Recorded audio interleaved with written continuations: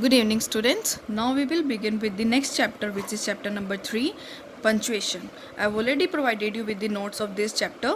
Now let us do it in the book. Punctuation means putting a marks or stops in writing.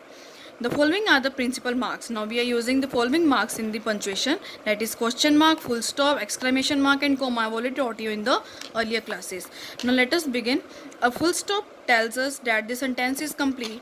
A full stop means a long stop it is used. Now we are using this into assertive sentence, imperative sentence, declarative sentence, or we are giving any statement. We are using the full stop.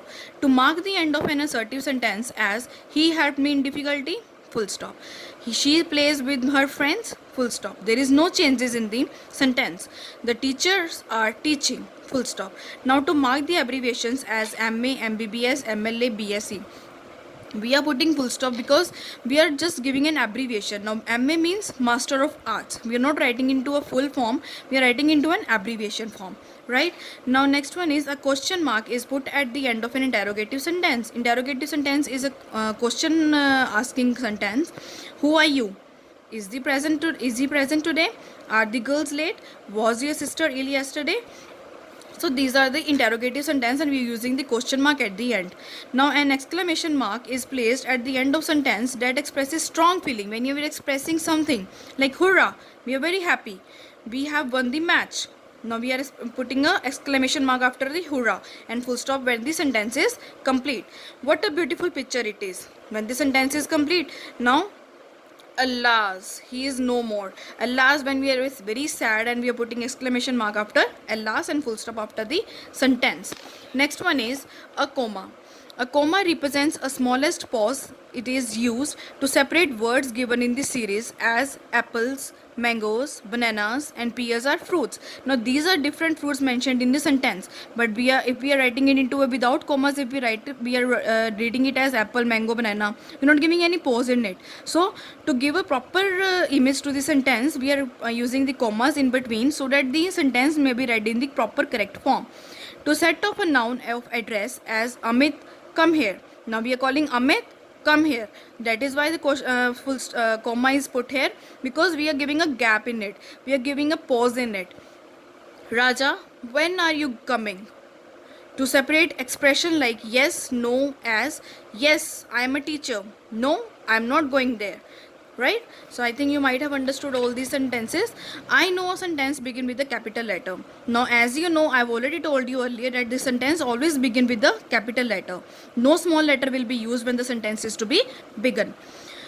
Rearrange the following words to make a statement or a question. In a space given below, put a full stop or question mark at the end of the sentence. Now these are the jumble sentences given to you. You have to rearrange them and use either full stop or question mark wherever necessary. Likewise, clean, drink water. Now first of all, rearrange it. Drink, clean, water. Now first one will be drink, clean, water. Now this is just a statement, so we will put a full stop here. Is name your what? Now this is the question mark where we have already read what, so this is can be a question mark. What is your name? Similarly, all the sentences will be done in the same pattern and I will provide you these answers with you.